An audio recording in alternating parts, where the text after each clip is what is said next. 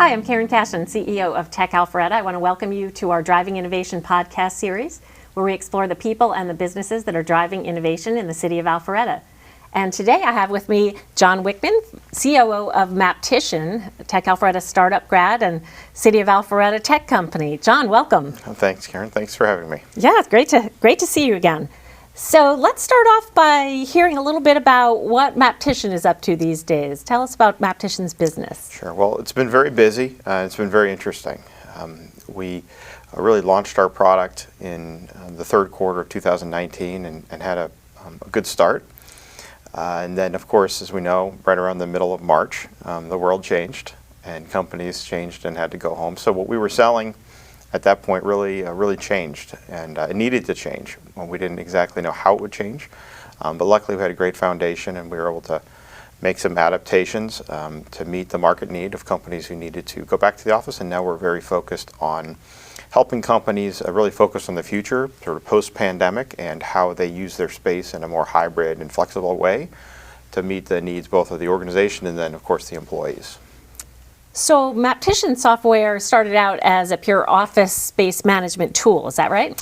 It did. You know, we were really, we certainly were going after the practical elements of a company who had multiple offices or multiple floors and just needed to move off of spreadsheets and PDFs in terms of how many seats do I have available, and are those seats office seats or are they workstation seats? Fairly basic stuff, but if you're somebody who has 10 offices to manage, that's a big deal for you, and it's a very confusing thing. So that was the major, I would say, value proposition, combined with what we felt would be a way to help better visualize the office and the information in it, including, most importantly, the people, by adding pictures and information to help, say, a new employee engage with their coworkers better, faster, and really accelerate that path to productivity, if you will. So real-time office layouts and management tool, was that CAD-based or no? Well, we built our own, if you will, CAD engine, and we were not designing engine parts with it, but we do a really good job of laying out, physical two-dimensional space around an office, and laying that out in a way that people can easily view on a mobile device or on their desktop. And then we made a lot of rich content, so we'll put individuals' pictures and those pictures on the seats they're assigned to. So the real win there for employees was you're a new employee, you're coming in, it's a very sometimes intimidating thing, you're new people, new job, and typically, at least in my example, my own personal experience, I would meet 20 or 30 people over the first few weeks, and I would remember maybe 5 names. Yeah. And then you have that uncomfortable situation where you're now a month or 2 months out and everybody's giving each other the polite, how you doing? But they don't know your name and you don't know theirs. Right. And there's not an easy way to address that. So we thought, well, hey, we could help move that in a good direction and bring people closer together. The new challenge is obviously that probably in a post-pandemic world, it will be much less likely that the entire workforce would be in the office at the same time. Although that was fairly rare, even pre-pandemic. It's been very interesting. But that is, to your question, what we were doing before all the lockdown started. Okay, and so businesses that were using your original software as a tool, they themselves did not need to have any knowledge of CAD in order to use it, and that's one of the attractive features, right? It is. It's easy to use. Right. So what we do is we provide our software along with the drawing tool. Now that said, we realize that most companies would not typically want to just build out their floor plans themselves. So we offer a very cost-effective, very rapid initial build out of those floor plans where we just simply take a PDF file from them or a CAD file, oftentimes a AutoCAD DWG file. We'll recreate that in rapid fashion, and then we deliver the software to them, and it will have that tool there that they can then make a copy or a snapshot of their floor plan. They can do scenario planning with it. They could move seats, move furniture, and do that very, very easily with somebody who could just otherwise use Visio or PowerPoint and very easily utilize the software. Right, which is definitely appealing, I'm sure, to a lot of companies. So you guys were going along, the pandemic hit. You mentioned pivoting a bit. Let's talk about that. What kind of Yeah. needs or changes did you see in the office space realm once the pandemic hit? Now, that's a great question. So, like most businesses, the first probably from, I would say, the middle of March through the middle of April, there was not a lot of company-to-company communication, if you will, other than if Right. you needed, personal protective equipment and somebody was selling it, right? But Yeah. other than that, it was pretty much everyone was hunkered down at home or trying to enable their now at-home employee base. And so we really looked around and said, well, what can we do to help? We had no ability to make ventilators, as many people volunteered to do, from Ford Motor Company to Georgia Tech. So we said, well, is there anything we can do during this period to help? And my sister, who works for the city of Arlington in Arlington, Texas, we were just in a casual conversation. She said, oh, this homeless shelter that did a major capital campaign, has completely renovated their building, was planning on opening it in a few months. They can't figure out how many beds they can fit in. And we said, well, we think we could help with that. Yeah, So of course. it was the Arlington Life Shelter in Arlington, Texas. And so we recreated their floor plans for the new design that was still being finished out. And then we created a social distancing ring actually around the bed. We created a bed object, which obviously we had not had before that. Yeah, right. And we said, what are the dimensions of your bed? So we created this special icon for that. And then we created a ring around it. And that was really the first social distancing circle within Maptician. Was around a bed, not a desk. But we knew, hey, this could be something that as companies start to think about returning, we could utilize. And we created that as an interactive social distancing ring that when it came in contact with the center point of another ring or seat, it would turn red. Both would turn red. And so that really gave us our first release, which we released actually April 30th. So within 6 weeks or so of the lockdowns, we had our first release out. That is amazingly fast. It was. Is it all in-house development for you guys? You have a... It is. We've utilized some external parties in the past, but primarily in-house. And really that speaks to one of my co-founders, Nick Urick, really his vision around architecture and around creating something in Maptician, or creating Maptician to be something that wasn't about getting a product out fast, but getting a good product out when it was ready. Yeah. And so how did it go with the homeless shelter? That was sort of your first beta customer for this new functionality. Right. Yeah, Did they like it? It went well. They were very appreciative of the help. It really allowed them to visualize where they could put those beds, how they could space them and still maintain those requirements from the federal and state government, and then determine what they needed. As I recall, they had, I think it was 120, 130 beds, in the original plan. They thought maybe they'd only be able to get, 20 or 30 in, and it turned out to be in that 60 plus, range, as I recall, with that, but more than they thought they were going to be able to. And now they could visualize it, prove that to whoever was asking, and then really put that plan into place.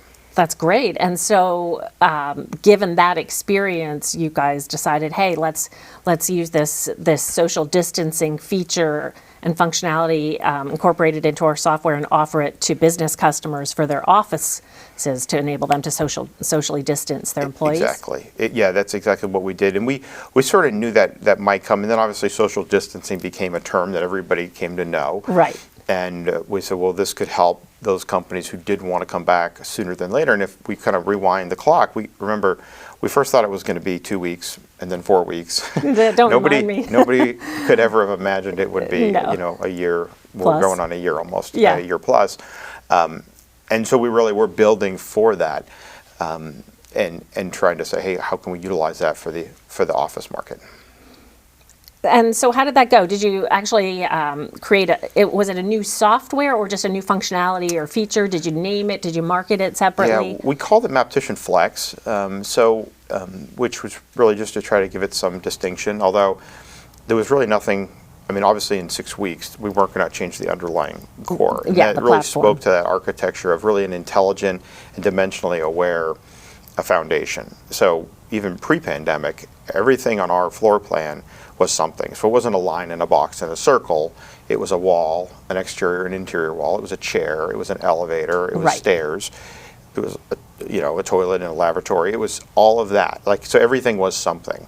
It would have been much easier and much faster to simply just take a scan, draw pictures over the scan, and say, here's your, it would have had utility, Yes. but it really wouldn't have had long-term value or really drive this sort of space analytics we thought would be useful to companies or to consulting firms who are helping companies and who have Maptician in it. So Right. there's a lot of, obviously we could not have imagined that this could have occurred, but I think it was really Nick's forethought about, hey, this is how I want to build a software that we can be proud of, and that will scale and that have a lot of dynamic uses to it. So we didn't really need to change that, and that is really why it came out so quickly, and we were able to start. I think it was mid-May we had our first customer using it. Right, because I remember you spoke on a panel for us. I think it was early May discussing this. So you guys were really fast to get this out. And so this would enable companies to actually be able to look on the software and make adjustments to ensure people were socially distanced. Could they contact trace that way as well? They could. Yeah. Yeah, absolutely. So a lot of companies, we really had two types of interests. So one was, hey, we want to return our employees to the seats they left when we went to lockdown. But when we bring them back, we want to do two things. One, we want to make sure that person A and person B are not sitting if they were sitting next to each other before, we don't want them to come in on the same day. Right. So there's a scheduling element. So you can create, that's the blue team, red team, green team, or team A, B, and C that many companies sort of followed, where Yes. you would return to your own seat, but you do so in such a pattern and such a schedule that you would never be sitting within 6 feet of somebody right there. So that was one primary way. The second primary way is companies who said, we don't know what our long-term plan is, but we know for now we want to move away from one person, one seat, assigned seating. So they would either, move people's stuff, or in a lot of cases have their employees come get their personal belongings, and they would sort of just wipe the slate clean and say, all right, we're going to go hoteling only. So in that case, they use our software to pre-designate or to designate pre-distanced seats. Yeah. And so how are you guys focused today on marketing the software? What's the main focus today? The main focus really is I would say the post-pandemic, and that main interest where we see. I mean, certainly we had a heavy focus on safe return to work and those elements of it. But we've sort of reached that point where a lot of companies who are going to go back have sort of gone back in the way they're going to go back, or they have a skeleton crew. It's been evolving. It's been evolving, and so now with the vaccines emerging 2, I think soon 3, right?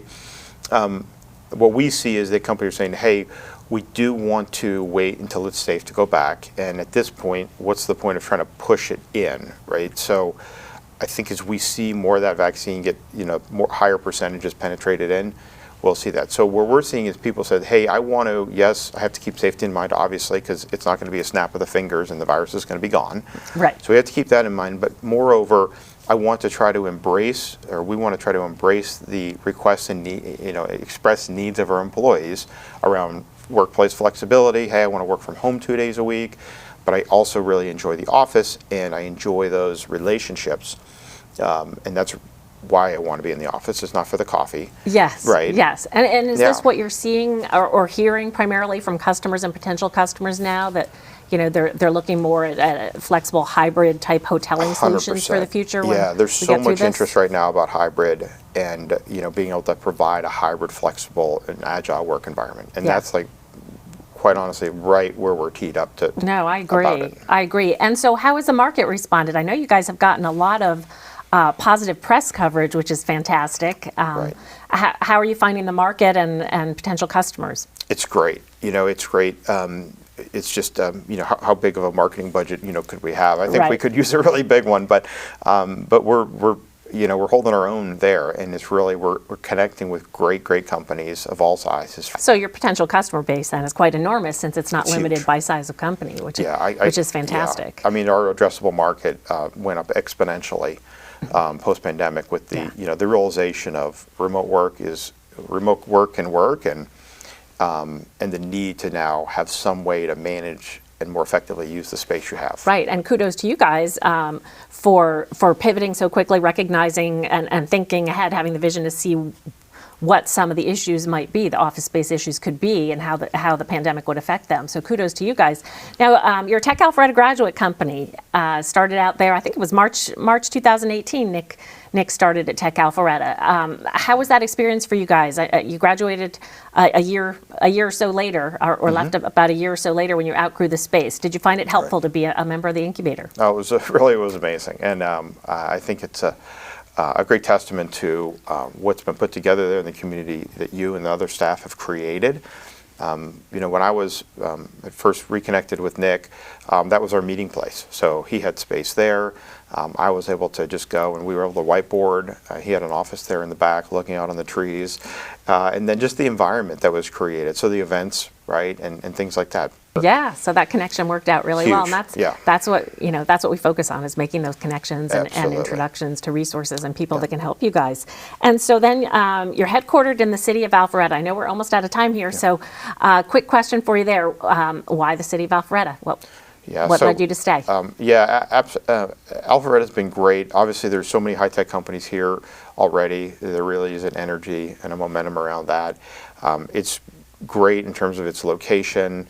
Easily get to Atlanta, and there's just so many businesses here and so much talent here. Well, good. Well, John, thanks so much for taking the time to join us here today and talking a little bit about Maptician. Congratulations to you and Maptician on your success, and we're looking forward to watching as you guys continue to grow. Well, thanks, and thanks for all your support as well. Absolutely. Thanks again. Thanks.